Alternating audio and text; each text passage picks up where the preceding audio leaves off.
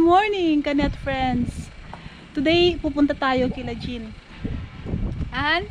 Yeah, good morning. Alright. Good coffee. Yes. Pupunta tayo kila Jean. Titignan natin yung may pa-barbecue kasi siya eh. So, titignan natin yung ano. Tsaka titignan natin yung veranda niya, yung bagong veranda niya. Okay? Pero bago tayo pumunta kila Jean, eto, kukunin ko muna itong mga itlog ng manok. Nakakatuwang kunin ito eh. Itong mga pinaghirapan nila ng magdamag. Si Daniel kapag pinapastol itong mga manok eh, tuwang-tuwa ako eh. Akala mo eh mga anak niya na ano. Minsan natatawa ako sa kanila eh. Tsaka ano, pansin namin na iba talaga yung ano, yung fresh na itlog. Pagka finride mo, pag kinain mo. Ewan ko, iba yung lasa. Mas masarap. Paumanhin po mga manok. Kukunin ko muna yung mga itlog nyo at kami mag-aalmusal. Ito pa ang isa nakakatuwa pag may alaga kang manok eh. Yung pangunguha sa umaga ng mga itlog nila. Kaya sige, sipagan nyo pang mangitlog. Ay naku, nag-abuse pa. Yep. Hey, yep. Yep, zo doen. Staat niet meer knap in. Hey, yep. Yep, zo doen. Hey, yep. Hey, yep. Yep. Hey, yep. Yep, zo doen. Hey, yep. Yep. Hey. Yep. Hey, darling. Yep, yep, yep. Hey, andere kant. Hey, yep, zo doen. Yep. Hey. Yep. Yep, zo doen. Ito, dito ano, hinugasan ko na itong ano, mga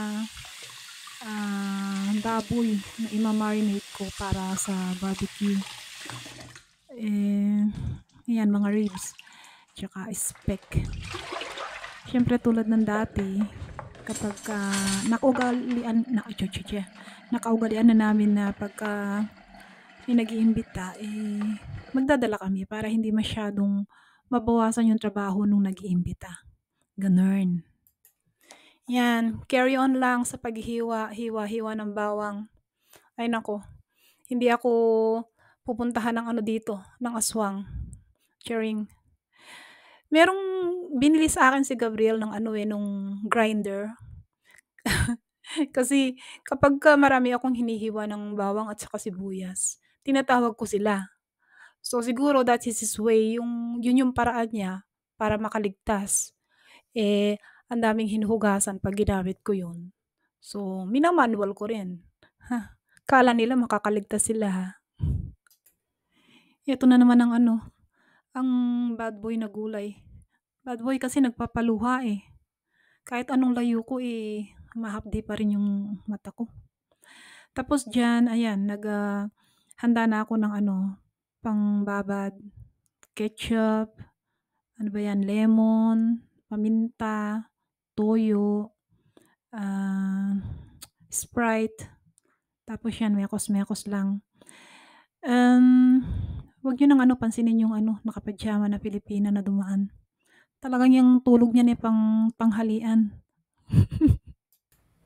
Ito naman yung gagawin kong vegetable salad. Ayan yung cucumber, green peas, tomato, salad, pickles, tsaka itlog. Yan, pagsasama-samahin ko lang yan. Tapos, pagkatapos kong hinugasan, kailangan kong i-dry spin. Kasi kailangan tuyong-tuyo yung mga gulay. Yan o.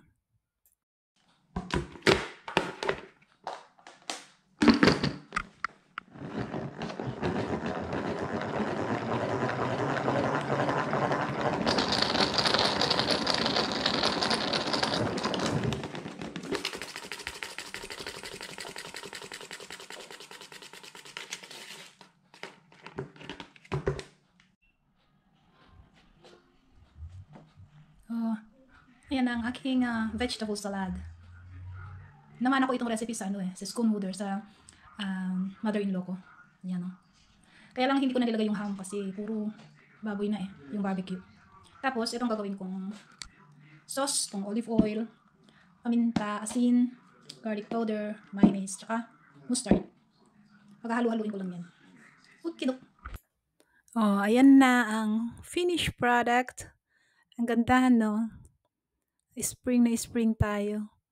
Okay. So, ayan na. Ang aking vegetable salad. Nilagay ko na lang dito yung ginawa kong sauce.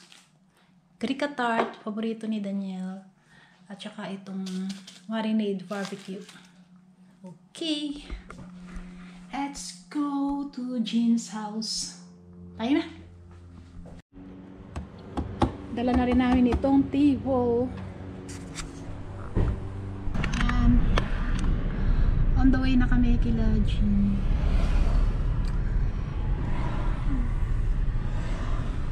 Hindi rin siguro ako magtatagal kasi hanggang 1 oras lang itong labi ko na nasa labas for now. Sorry po dun sa mga ibang nag-iimbita kasi talagang hindi pa ako pwedeng makipag-sayahan. Siyempre, pag pumunta ako sa gatherings, gusto ko ring tumawa at saka makipagsaya. Kaya lang pagka hindi ko napigilan yun, after a while, talagang ang sakit ng labi ko. Baka maging KJ pa ako doon. So, konting hintay lang muna. Tsaga-tsaga. No, yan yung excited namin ni Gina. Ganyan din ang gusto ko. Beautiful? Yeah. Very beautiful. Yan yung ano niya. Yeah, it's like a fancy house here. People, Oh, ang proud ng mga Belgian. Mga beer. Halatang mga tanggero O dito po, wag po kayong magtataka kung bakit ngayon lang namin na ginagawa itong Easter egg. Kasi nga, pasumpong-sumpong itong labi ko na nagtitrigger. Tsaka sa half day. Kaya hindi kami natuloy last week. Pero sabi nga nila, better late than never. Kaya ayan, carry on lang tayo. Ayan inilagay ko na lang dito sa isang lugar itong natitirang Easter egg. Itong Easter chocolate eggs. Para hindi na sila mahirapan. Ang kukulit pa naman itong dalawang batang to. Si Dana at Alice. Si Alice okay lang Pero si Dana okay lang din. Talagang ganun talaga ang mga bata. Hindi tsaka para hindi na sila mahirapan at baka maubos yung oras ko sa kasusunod sa kanila. Okay.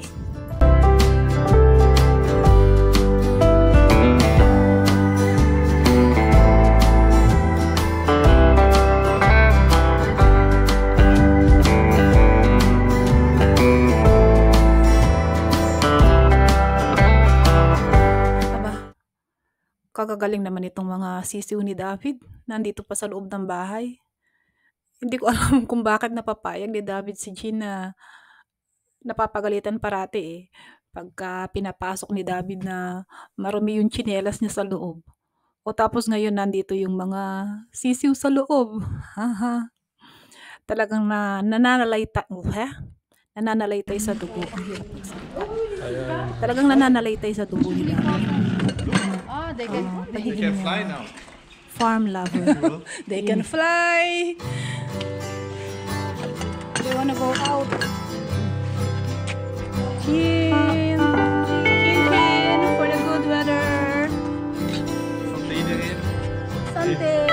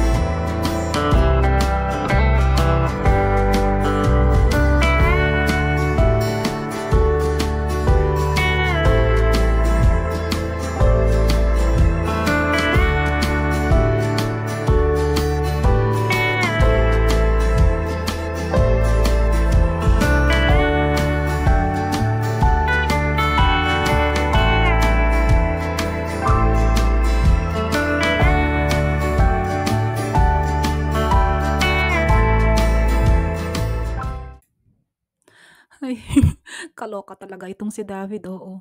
Abay nag-ihaw ng marshmallow na dala nila Elena. Akala ko naman iihawin niya para sa bata. Abay sa kanya pala. Ayan oh, nakikipag-agawan tuloy yung apo ni ano, ni Lisa, yung bata. Kaloka.